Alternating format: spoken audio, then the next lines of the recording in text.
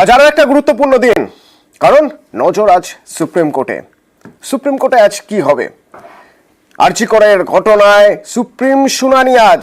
শীর্ষ আদালতের নির্দেশে আরো একবার আজ স্ট্যাটাস রিপোর্ট জমা দেবে সিবিআই, অর্থাৎ সিবিআই জানাবে তাদের তদন্ত কতটা হয়েছে, কত দূর অগ্রগতি তাদের তদন্তের, নতুন কোনো সূত্র কি পাওয়া গেল, সেই সব কিছু আজ আবার মুখ বন্ধ খামে সুপ্রিম কোর্টে জানাবে সিবিআই।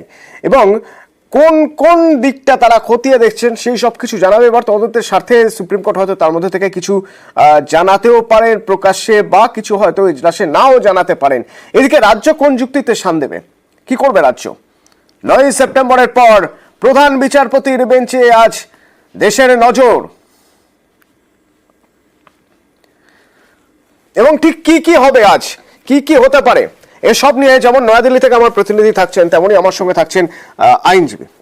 স্টুডিওয়ে আমার সঙ্গে আইনজীবী থাকছেন অরিন্দম দা রয়েছেন আমার সঙ্গে, অরিন্দম দাস। তো তার থেকে প্রথমে একবার চট করে জেনে নিতে চাইবো, আজ আমাদের নজর কেন সুপ্রিম কোর্টে? আমরা সুপ্রিম কোর্টে কি এক্সপেক্ট করবো আজ সুপ্রিম কোর্টের শুনানিতে? দেখুন, প্রথম কথা হচ্ছে আমরা যে বারবার ন্যায় বিচার, উই ওয়ান্ট জাস্টিস জাস্টিস বলছি, জাস্টিস বিষয়টা কি, সেটাই তো আমাদের সবচেয়ে বড় প্রশ্ন চিহ্ন। কেন জাস্টিস মানে তো কোনো নতুন আইন না, বা পুরোনো আইনের পরিকাঠামোকে চেঞ্জ করানো। জাস্টিস মানে হচ্ছে আমরা, মানে সাধারণত দেখুন একটা কথা বুঝতে হবে, সুপ্রিম কোর্ট ট্রায়াল কোর্ট না। আমরা কিন্তু কোনোভাবে এটা যেন না ভাবি যে আজকে সুপ্রিম কোর্টে যাবো, 3 জন বা 4 জনের নামে সুপ্রিম কোর্ট ফাঁসি ঘোষণা করে দেবে। সেটার জন্য ট্রায়াল প্রসিডিওর কোর্ট আছে। সুপ্রিম কোর্ট এবার সুমোটো নিয়েছিল, কারণ কি? কারণ সুপ্রিম কোর্ট দেখেছিল যে এই যে একটা ইনভেস্টিগেশন চলছে, তাদের রাজ্যে একরকম বলছে, আমাদের কলকাতা হাইকোর্ট সিবিআই দিয়েছে, এবং যেটা হয়ে থাকে নর্মালি সিবিআই রাজ্যের মধ্যে একটা কোঅর্ডিনেশন থাকে না। সুপ্রিম কোর্ট এটা অবজারভেশন সুপারভাইজ করছে বিষয়টাকে, মানে অবজারভেশনে রাখছে যে বিষয়টা ঠিক থাকে। যে আপনারা দেখেছেন লাস্ট শুনানি তো কি হয়েছে, রাজ্য একরকম কথা বলছে, সেটা ক্ল্যারিফিকেশন থেকে সুপ্রিম কোর্ট, সিবিআই একরকম কথা বলছে। এই বিষয়গুলোকে একটা স্ট্রিমলাইন করে আনে, ইনভেস্টিগেশন যেটা ঠিক হয় সেটা কিন্তু সুপ্রিম কোর্ট আজকে নজর দেবে, বা সুপ্রিম কোর্ট তার জন্যই কিন্তু মামলাটাকে নিয়েছে। কাউকে ফাঁসি ঘোষণা করার জন্য সুপ্রিম কোর্টে মামলা নেই, সেটা ট্রায়াল কোর্টেই দেখবে। আমার যেটা মনে হয়, যেটা আজকে সুপ্রিম কোর্টের কাছে, যেটা আগের দিন আমরা যেটা দেখেছিলাম, যে সুপ্রিম কোর্ট আবার আপ টু ডেট, মানে একটা কারেন্ট স্ট্যাটাস রিপোর্ট সিবিআই কাছে চেয়েছিল। আপনি যেটা বললেন খুবই বাস্তব, তদন্তের ক্ষেত্রে হয়তো সেটা পাবলিক নাও করা হতে পারে, কিন্তু আমরা দেখেছিলাম যে আজকে দুটো বিষয় সিবিআই তদন্ত করছিল। একটা হচ্ছে মানি লন্ডারিং বলতে পারেন, বা মানির তছরূপ বলতে পারেন, যে ইনভেস্টিগেশন সেটা সিবিআই করছিল, আর এই যে রেপ অ্যান্ড মার্ডার দুটো করছিল। এই দুটোর মধ্যে কোনো লিঙ্ক আছে কিনা সেটা আমরা আজকে আশা করছি হয়তো সুপ্রিম কোর্টের কিছুটা একটা চিত্র পাবো। কারণ কি, আমরা দেখেছি এই কেসে, মানে এই মার্ডার রেপ কেসে কিন্তু দুজনকে কিন্তু অলরেডি আরও অ্যারেস্ট করা হয়েছে। কি বিষয়ে অ্যারেস্ট করা হয়েছে সেটা আজকে সুপ্রিম কোর্টের সামনে খোলাসা আমরা পাবো। কারণ আগে একজন সঞ্জয় রায় অ্যারেস্ট হয়েছিল, তারপরে আজকে যে একজন থানার অফিসার ইনচার্জ এবং যে আমাদের মিস্টার ঘোষ ডাক্তারবাবু, উনিও কিন্তু এই কেসে অ্যারেস্ট হয়েছেন। মানে আগে দুর্নীতি তছরূপ কেসে উনি অ্যারেস্ট হয়েছিলেন মিস্টার ঘোষ, এই কেসে ওনাকে ট্যাগ করা হয়েছে। তাহলে এই বিষয়টা আজকে সুপ্রিম কোর্টের সামনে আসবে যে আদৌ এই দুটো লিঙ্ক কিনা।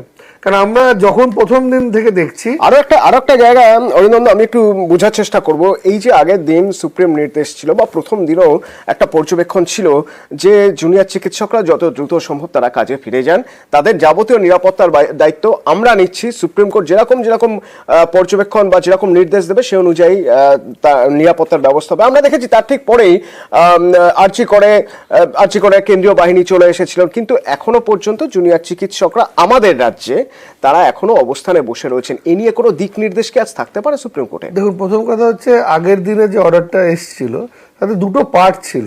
একটা অবজারভেশন ছিল ডাক্তারদের জন্য, যে এই তারিখের 5টার মধ্যে যদি তারা আজকে অফিস জয়েন করেন তাহলে রাজ্য কোনো শাস্তিমূলক ব্যবস্থা নেবে না।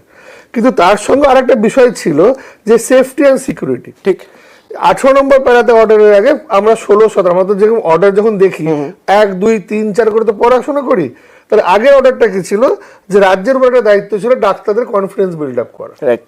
তো সেই বিষয়ে রাজ্য কি করেছে এটা দেখতে হবে। সিসিটিভি ইনস্টলেশন, আপনার আলাদা রেস্ট রুম, ওয়াশরুম, এগুলো করে দেওয়ার কথা ছিল।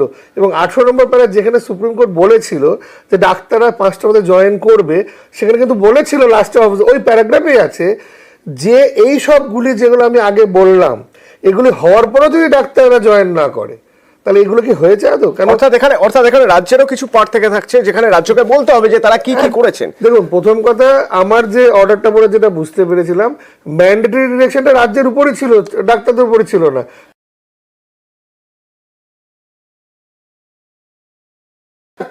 আমরা জানি একটা মেমো বেরিয়েছিল যে 12 তারিখে একটা মিটিং হওয়ার কথা ছিল, কিন্তু সেই মিটিংটা আদৌ কিন্তু হয়নি। আর এই যে পুরো বিষয়টা, একটা জিনিস কিন্তু সুপ্রিম কোর্ট ক্লিয়ার করে দিয়েছিল, ডিস্ট্রিক্ট ম্যাজিস্ট্রেট এবং এসপি তাদের উপর দায়িত্ব ছিল এই পুরো বিষয়টাকে কমপ্লিট করার জন্য। রাইট। কিন্তু আমরা একটা জিনিস বুঝতে হবে, এসপি বা অল ডিস্ট্রিক্টের ডিএম কিন্তু সুপ্রিম কোর্টের কাছে তারা মামলায় পার্টি নয়। তাহলে রাজ্য একটা মেমো ইস্যু করা উচিত ছিল, যে মেমোর ফলে এই সুপ্রিম কোর্টের ডিরেকশনটা রিফ্লেক্টেড হবে। দেখা যাক সেক্ষেত্রে আজ রাজ্যের তরফে কি বলা হয়, আর সেটাও যেমন নজরে থাকবে। সুপ্রিম কোর্টে সার্বিকভাবে এমন এক শুনানি, আজ এমন এক মামলার শুনানি হচ্ছে, যে শুনানির জন্য শুধুমাত্র আমাদের দেশ নয়, বিদেশেও প্রচুর মানুষ শুনবেন, অপেক্ষা করে থাকবেন যে আজকের কি পর্যবেক্ষণ থাকে সুপ্রিম কোর্টের।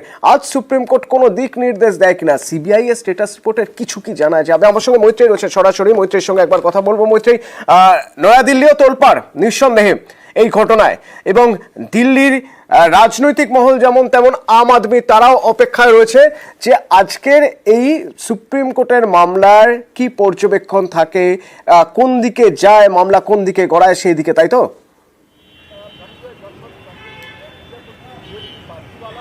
একেবারেই দেখো, আজকে সুপ্রিম কোর্টের এই মামলার দিকে তাকিয়ে একাধিক পক্ষ, একদিকে যেরকম সাধারণ মানুষরা তাকিয়ে রয়েছেন, তার সঙ্গে সঙ্গেই কলকাতার জুনিয়র ডাক্তাররা যারা এখনো আন্দোলনে রয়েছেন তারা যেমন রয়েছেন, তার সঙ্গে সঙ্গে কিন্তু গোটা দেশের সমস্ত রেসিডেন্ট ডক্টর্স কমিউনিটি তারাও কিন্তু তাকিয়ে রয়েছেন। গতকালই তারা একটি সাংবাদিক সম্মেলন করেন দিল্লিতে, এবং তারা জানিয়েছেন যে আজকে সুপ্রিম কোর্টের হিয়ারিং এ কি উঠে আসে সেদিকে তারা তাকিয়ে থাকবেন। কিছুক্ষণ আগেই আমাদের আইনজীবী তিনি যেরকম বলছিলেন যে আজকের শুনানিতে কি কি দিক উঠে আসতে পারে।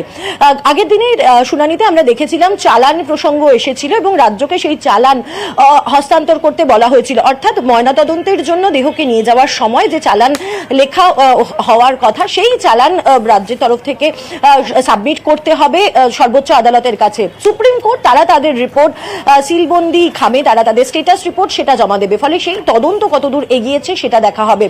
পাশাপাশি রাজ্যের তরফ থেকেও কিন্তু তাদের যে সাবমিশন থাকবে, অর্থাৎ আগের বার আমরা দেখেছিলাম যে কতজনের সাধারণ মানুষের মৃত্যু হয়েছে এই জুনিয়র ডাক্তারদের আন্দোলনের ফলে, সেই বিষয়টি তুলে ধরে তারা যাতে আন্দোলন প্রত্যাহার করে নেন এবং কাজে ফিরে আসেন, সেই বিষয়ে একটি দিক নির্দেশ রাজ্যের তরফ থেকেও চাওয়া হয়েছিল। ফলে আজ এবং সুপ্রিম কোর্টের তরফ থেকে কিন্তু বেশ কিছু নির্দেশ দেওয়া হয়েছিল, তার মধ্যে যেরকম একটা সময় বেঁধে দেওয়া হয়েছিল এবং বলা হয়েছিল যে তারপর দিন অর্থাৎ গত মঙ্গলবার বিকেল 5টার মধ্যে যদি জুনিয়র ডাক্তাররা কাজে ফেরেন তাহলে তাদের বিরুদ্ধে কোনো রকম কড়া পদক্ষেপ নেওয়া যাবে না। কিন্তু একই সঙ্গে তারা এটাও বলেছিলেন যে সমস্ত রাজ্যের সমস্ত ডিএম এসপিদেরকে বৈঠক করতে হবে, এবং বৈঠক করে তাদেরকে সুনিশ্চিত করতে হবে সমস্ত হাসপাতালের নিরাপত্তা ব্যবস্থা, অর্থাৎ সেখানে আলাদা ডিউটি রুম আছে কিনা, আলাদা টয়লেট আছে কিনা পুরুষ এবং মহিলা চিকিৎসকদের, এবং সিসিটিভি মনিটরিং রয়েছে কিনা বা অন্যান্য কোনো কনসার্ন আছে কিনা, সেটা এখনো পর্যন্ত সেটা কতটা করতে পেরেছে রাজ্য, তারও কিন্তু একটা অন গ্রাউন্ড ইমপ্লিমেন্টেশন রিপোর্ট রাজ্যকে দিতে হবে। অন্যদিকে জুনিয়র ডাক্তারদের তরফ থেকে খুব স্বাভাবিকভাবে আজকে আমরা যেখানে দেখছি যে ডাক্তারদের হয়ে আজকে সওয়াল করতে চলেছেন ইন্দিরা জয় সিং, ফলে ডাক্তারদের তরফ থেকেও তাদের যে সওয়াল হবে সেটাও যে যথেষ্ট কড়া সওয়াল করা হবে আজকের শুনানিতে, সেটা কিন্তু বলাই বাহুল্য। একদিকে রাজ্যের তরফ থেকে যেরকম এখনকার স্ট্যাটাস রিপোর্ট, এবং গত সোমবার থেকে এই মঙ্গলবার পর্যন্ত রাজ্যের তরফ থেকে যে দফায় দফায় আলোচনা চাওয়া হয়েছে এবং আলোচনার কি আউটকাম এসেছে সেই বিষয়টিও আজকে সর্বোচ্চ আদালতের সামনে তুলে ধরা হতে পারে। ফলে একদিকে আজকের এই শুনানির পরে তদন্ত কোন দিকে এগোচ্ছে বা আদৌ তদন্তের গতি প্রকৃতির যদি কিছু তথ্য সর্বোচ্চ আদালত প্রকাশ্যে আনতে চায় তারা আনতে পারেন, বা তদন্ত কতটা এগিয়েছে স্ট্যাটাস তারা আজকে জানবেন, এবং একই সঙ্গে জুনিয়র ডাক্তারদের এই যে আন্দোলন চলছে সেক্ষেত্রে দাঁড়িয়ে সর্বোচ্চ আদালত তারা কি মনে করছেন এবং তাদের অবজারভেশন কি সেটাও কিন্তু আজকে জানা যাবে। অতনু, কিন্তু এদিকে যেমন শুনানি চলছে, শুনানির দিকে আমাদের নজর রয়েছে মৈত্রী, আরো একটা দিকে আমাদের নজর রয়েছে, তা হলো কিভাবে তদন্ত চলছে